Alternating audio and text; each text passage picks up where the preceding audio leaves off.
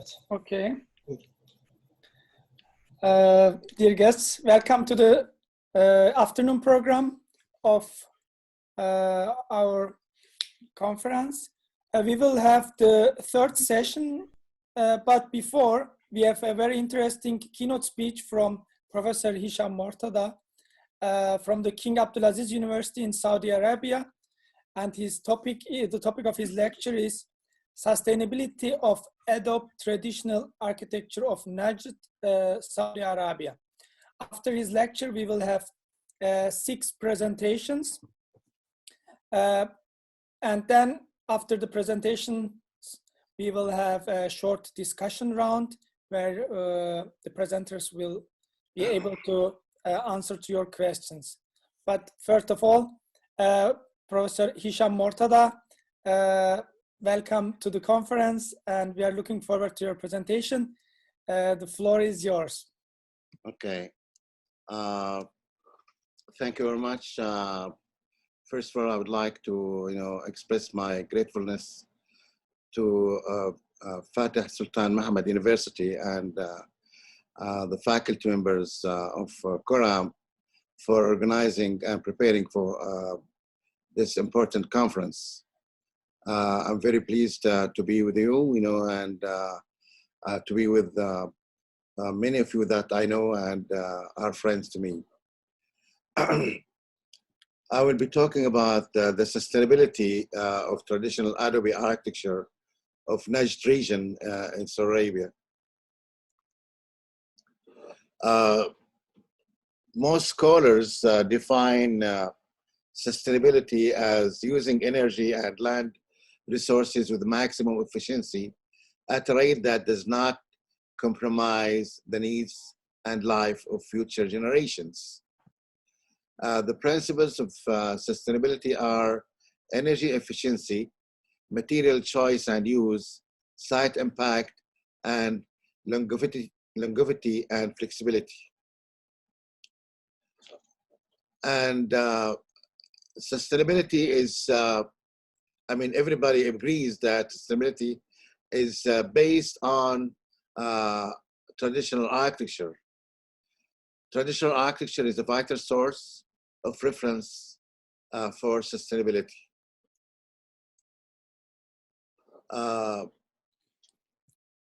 Adobe is one of the materials that have been used since the beginning of humanity. Both, in all religions, a man has been created from mud. So it has been a material that has been used since prehistory or ancient times, in ancient Egypt, in ancient Mesopotamia, and South America, and so on. It's available, it's cheap, it's easy to use, and it's fun to work with.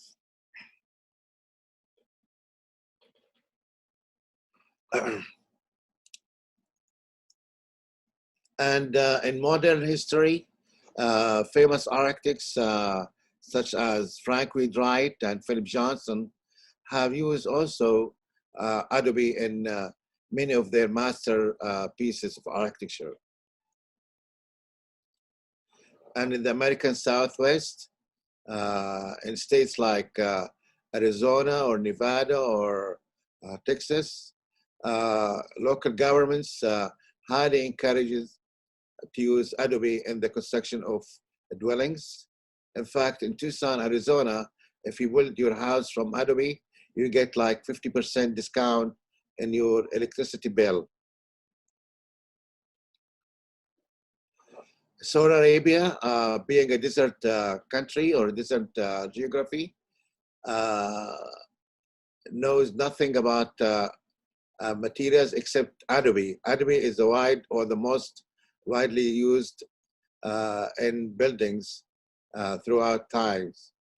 In fact, 75% of the Saudi heritage is from mud or mud architecture. It comes in different forms, depends on the region. Some are high-rise buildings and some other lower buildings. some are located in pure deserts, some are in mountains, and some are highly decorated, and others, just simply Adobe buildings. Saudi Arabia consists of 4 regions that has different environments that has influence on the formation of architecture and also in the material used. We have the Red Sea coast, which is called Hijaz, which is coastal area, and it has its own architecture. There is no mud used in this area because mud is not available, or strong or good quality of sand is not available on the coastal region of the Red Sea of Hijaz. Then we have Asir in the mountains. Then in the center we have Najd. Then we have in the Gulf the Eastern province. This is the central region of Saudi Arabia, which is called Najd. Major cities there are Riyadh, Daraya, and Hail. It's just plain or vast areas of sand dunes that are everywhere. That's the nature of the region. Nothing but sand, However, there are some pockets, some desert oases that bring life into that desert. And in some cases, on some parts of Najd, or the desert of Najd, there are some little mountains, such as Tuwaiq, which is 708 to 1,170 meters above the sea level, passes through Najd, but does not have any noticeable impact on its climate, which is extremely dry, hot in summer, and cold in winter.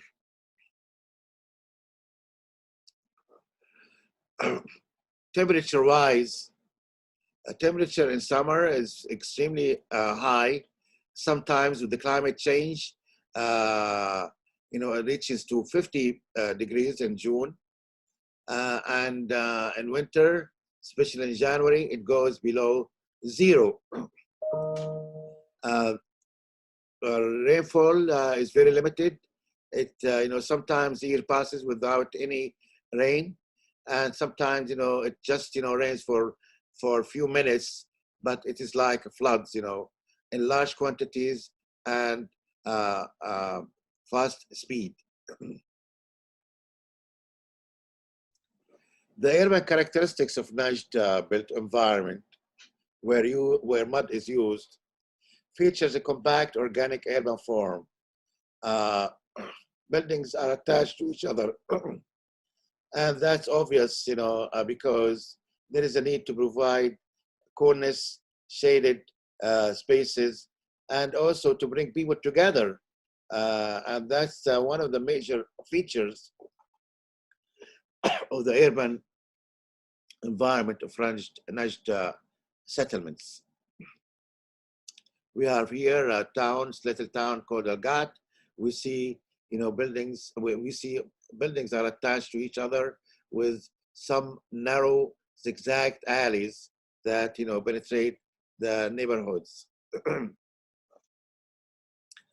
In some cases, that integrated compact form integrates with the palm trees. That they form the oasis, and also this has some impact on improving or humanizing the climate of the settlement. This is the case of Daraya. Again, we see the palm trees are in a way or another, form fingers through the urban form of Daraya.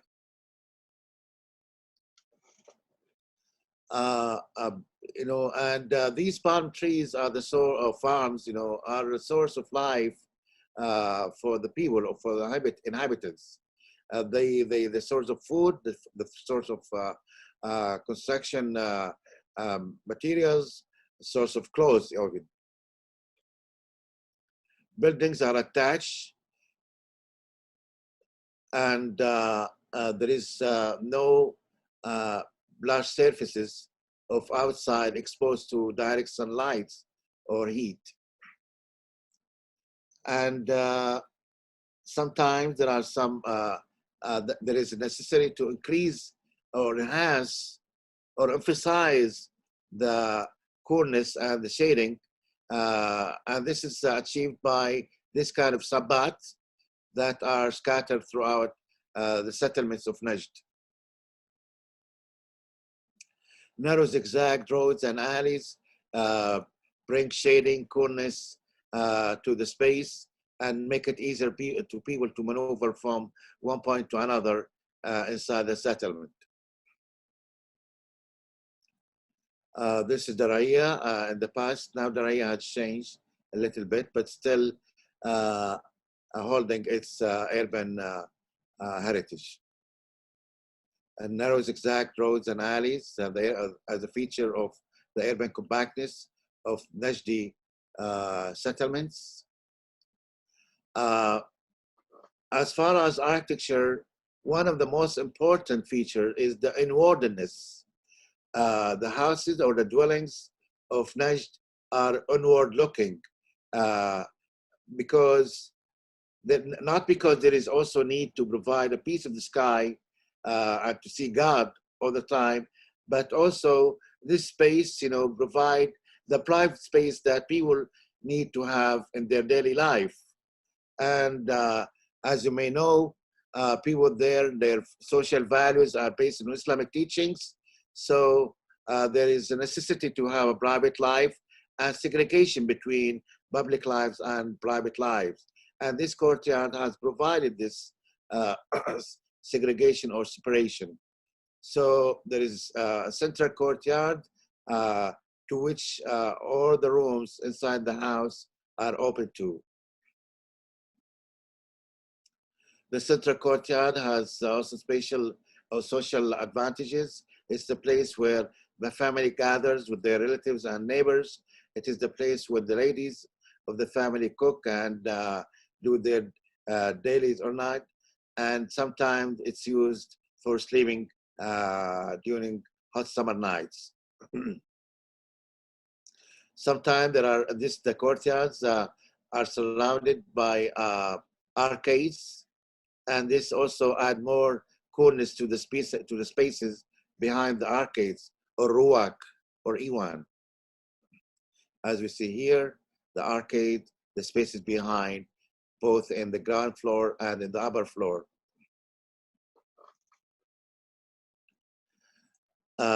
So this is very vital for any desert built environment. It's not only in Saudi Arabia. You find it's the reaction of the local community towards the harsh desert environment. It's not something that people learn from each other. It just happened. People reacted to the tough environment of the desert this way. This is their architecture. You can find the same reaction in other desert areas, South America or in Central Asia or in Africa and so on, or in Sahara even. So this central courtyard is like the heart of the house. It brings God to the house. It brings the coolness of the house to the house, and also ventilate, or encourage the aerodynamic pattern in the house.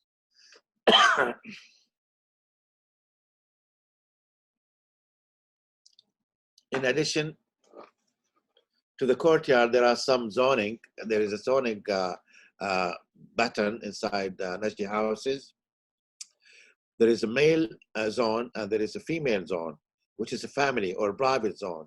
The male zone usually close to the main entrance with spaces that are used strictly by male visitors. And the more you go inside, the more private spaces appears. The family house or the family courtyard with other spaces around it. And sometimes there are two entrances to the house, one for the guest, which is usually larger, and the other for the family of the house, the private one, which is smaller. So the larger one, the guest ones, is made this size in order to be distinguished and differentiated from the family or the private entrance.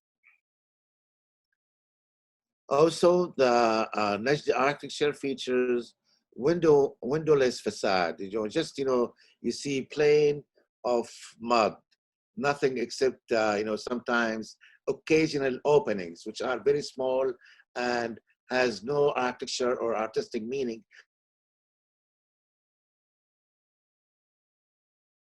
To certain functions, mostly for ventilation.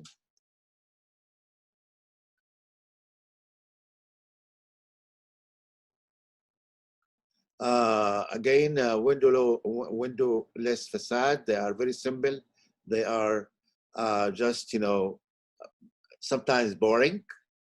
But this is what the harsh desert sometimes requires. You cannot have openings and expose your house to dust, heat, or rays.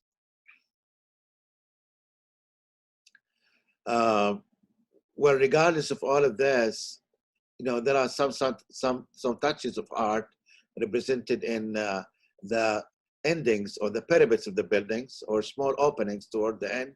But also, again, these have functional uses. They are for ventilation or for changing the direction of the raindrops in order to protect the mud walls outside. Interior spaces, the majlis or the space that's used by male guests are highly decorated with gypsum, and sometimes it called kahwa, which means coffee, but it's not coffee room, but it's just a salon or reception room. It's the most important space. It is double height and highly decorated. The double height, this room is like 7 meters high, and in the area in the lower 2 meters, the temperature is very cool because the heat or the hot air goes through this opening in the top, and this maintains the coolness of the space in the lower level. As I said, it's highly decorated with gypsum that has different patterns taken or symbolize what the people or the community sees from the desert. There are some elements in that salon or in that guest room that used for coffee making, to host, to celebrate the guests. Roof is an important space in Najdi buildings. It is the space that is used in the evening to sleep or during night or socialize. And it is divided with partitions for, there is space for males and another space for females and so on. And sometimes the parapet is very high in order to maintain its privacy.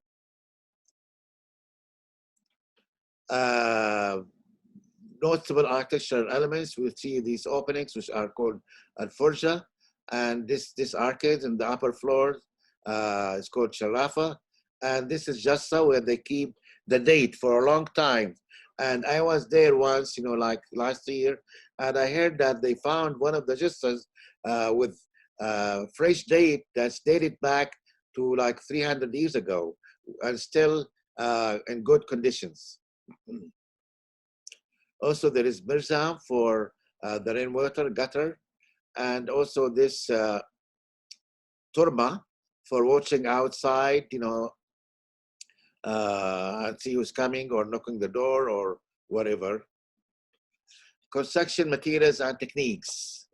The Najdi buildings features simple structure, simply mud walls, stone foundations, and columns, palm tree leaves, and trunks for beams and roofing. Stone is the foundation. The stone is brought from surrounding hills or probably in the side in some areas where the quality of sand is not that much good and mixed with gravels and stones. And this is in the area. We see the stone foundation. The lower part of the lower 2 meters are from stones, and then they work as foundation for the upper mud part of the wall.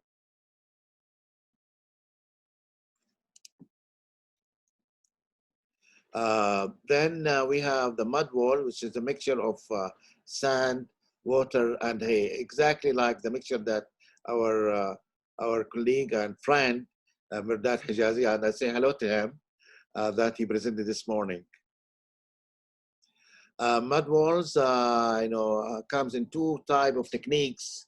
The first is mud bricks making.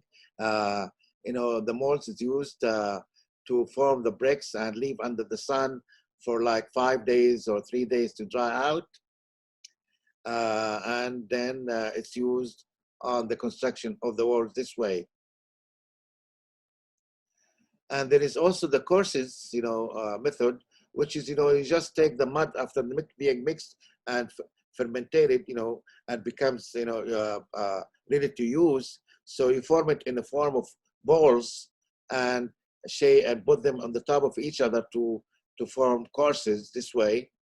So the muallim or the master builder built like 1 meter a day, then leave it to dry out, then come back after 2 days or 1 day and built another 5 courses and so on. This is the course method. As I said, just, this picture shows us the form of the mud, balls that are used in this construction technique. This section shows, the difference between brick construction, the bricks, and the course construction, the balls. It's almost the same, except the shape and the methodology of forming the mud and drying it out, and also constructing the walls. Again, mud, this wood frame, it's called Melbourne, 40 by 20 by 6 to 10 centimeter. And, after being formed and dried, it's stored for a while, then is used.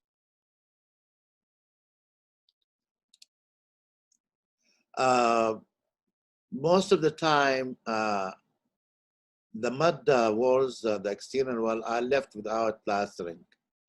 However, there are so many cases that I examined, I saw, where the mud bricks have been plastered with a layer of fine mud mixture, as we see here. This is fine mud plaster, and sometimes also this includes the stone layers in the lower level, which is close to the ground. The mixture of the finishing and plastering is just fine mud with sometimes with straw or haze to add more strength to it. And in some occasions, stone is added to the mixture in order to add some strength. This kind of addition or stone use is very important, because in some areas the sand is very weak, the soil is very weak, especially in the area, the soil is very salty, so they had to add stones to the mixture. Mud plaster on either mud bricks or courses, and sometimes only half of the wall is plastered by gypsum and the rest by mud. Walls, columns are made out of stones, like balls, cylinder of stones that are placed in the top of each other to form columns. These are the columns. It's called kharaza. is like, just because they are cylindrical stones columns, and they are brought from the side surrounding hills of mountains. They are mostly from limestone, and they are used for roofing and for columns inside the spaces or in the arcades, and they form different columns, different arches, and with different capitals. As far as roofing, athil, which is a local tree, and palm trees are used, or the main source for the materials of roofing. The trunks are used, the trunks from these trees are used for like beams, and the leaves are used for, after being shaped in mats, they are used for the covering or placed on the top of the beams. Then a layer of mud, comes on the top of the mat. So as we see here, the column, the beam, then another beams, then the mats from palm trees. They are shaped this way, They collect the leaves of the palm tree, then they stitch it to next to each other to form the mats needed for the roofing. Different forms. It's all the same. Sometimes it's painting. The columns are painted with different colors.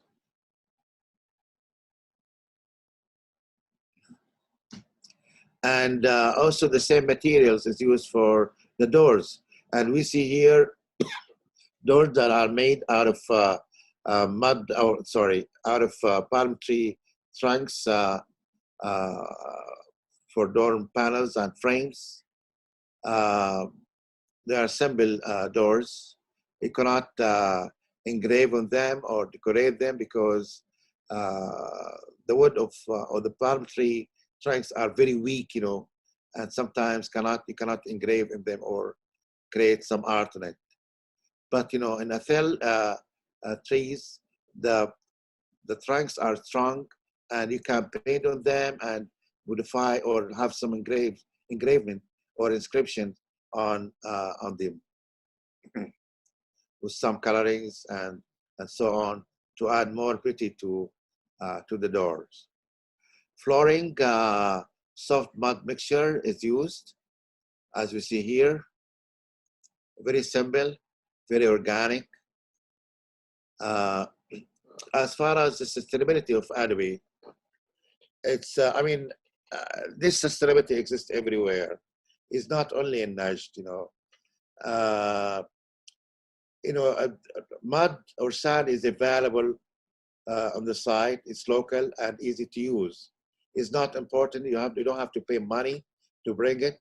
People just get it from the site, and it's easy to use and does not require a sophisticated skill. Spaces of Adobe houses, in Najd, are multifunctional. There is no waste of space. There is no spaces assigned for certain uses except the male guest rooms. It's the only place that is assigned for certain use. But the other spaces could be used for anything, and this is one of the economic merits of Adobe architecture of Najd, of Saudi Arabia. Durability.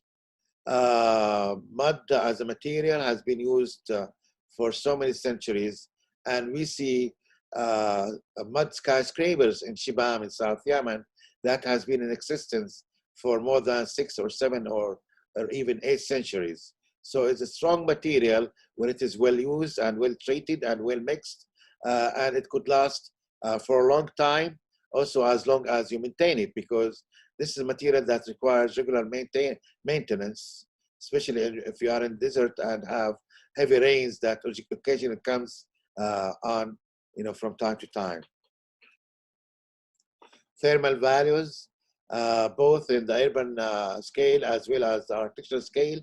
The urban compactness of Adobe settlements, the streets are shaded, are cool. The same are for outdoor, and it's a very pleasant, it's very human environment and atmosphere. And this urban compactness less was exposed to solar heat and rays and more air movements, both in the architectural scale and the urban scale because of the narrow and the different directions of the alleys and streets, and also in the architectural scale because of the courtyard. So there are two patterns of air movements and aerodynamics in Adobe settlement of Najd. And when the winds passes, when the settlement urban form is integrated with the farms, this even provide more coolness and more freshness to the outdoor air. And the courtyard has thermal and ventilation values. It keeps the buildings, the spaces behind the courtyards warm at night when the temperature outside is very cold, and it keeps them warm during the day, or cool during the day when the temperature outside is warm. So this courtyard, in addition to its social values, it enhances thermal and ventilation values of the architecture or the buildings of the settlement.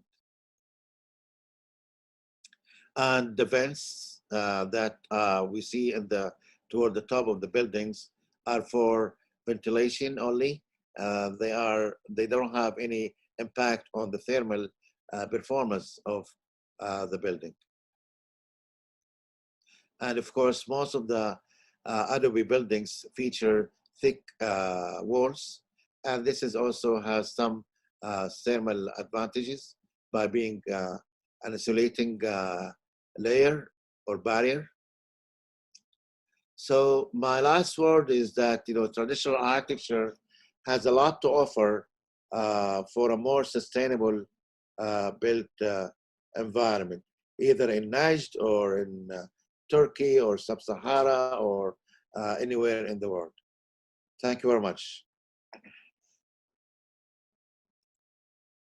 And I welcome any question or comments. Yes, thank you very much, Professor Hisham MORTADA, for this very interesting presentation. Now we have a few minutes for questions. You can ask via chat or directly from the Zoom display. Or do we have any questions from the YouTube channel? Maybe while we are waiting for other questions, there is from YouTube, there is no question. Oh, sorry. There is a question via phone call, I see. Oh, sorry.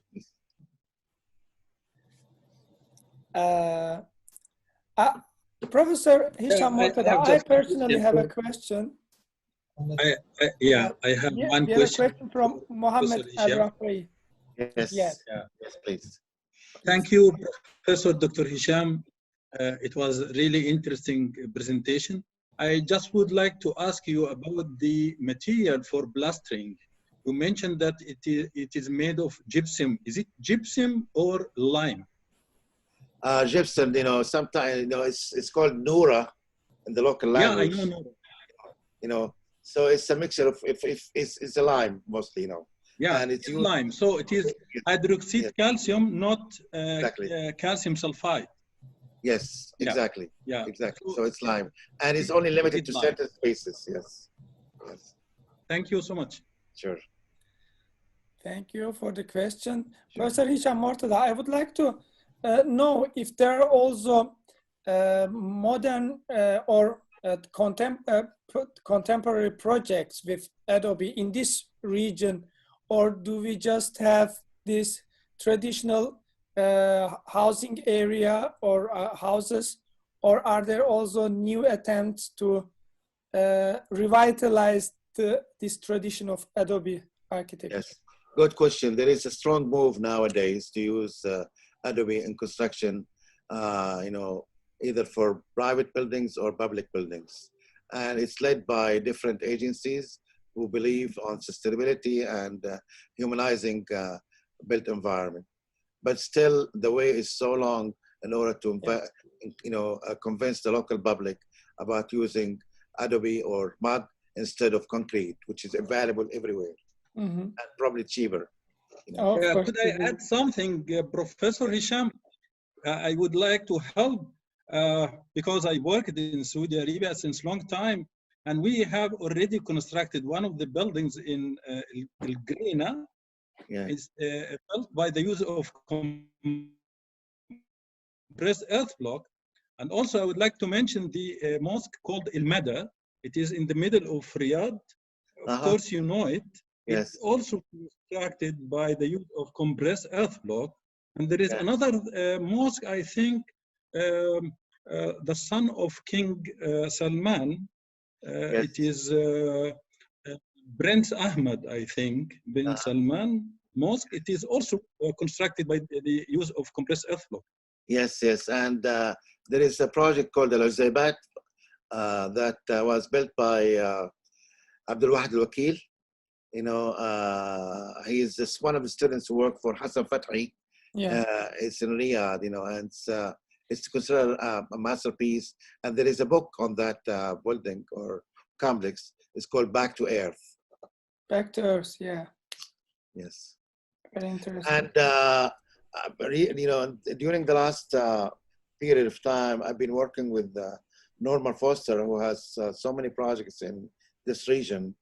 And Norman is very keen on using Adobe in the design and the buildings that he's designing in that region. You know, Norman, you know, designed the Masdar City in Dubai. In Masdar City, I know, yes, his project in Masdar. And he's trying to do the same in Najd, you know, but in a different way, you know. So it's, I think there is a good move, you know, and presentations and conferences like this, you know, will increase the public awareness about the importance of Adobe. Okay, that's interesting. Norman Foster is involved in a project in Najd. Yes, not only one, several projects. Oh, that's interesting. Yes. Are there? But I work with him because he does not know, he doesn't know. Of course. Yes, so I work with the tradition. Yes. Are there any other questions or comments to this interesting lecture? I think we had all questions. Thank you very, very much, Hisham MORTADA. Thank you.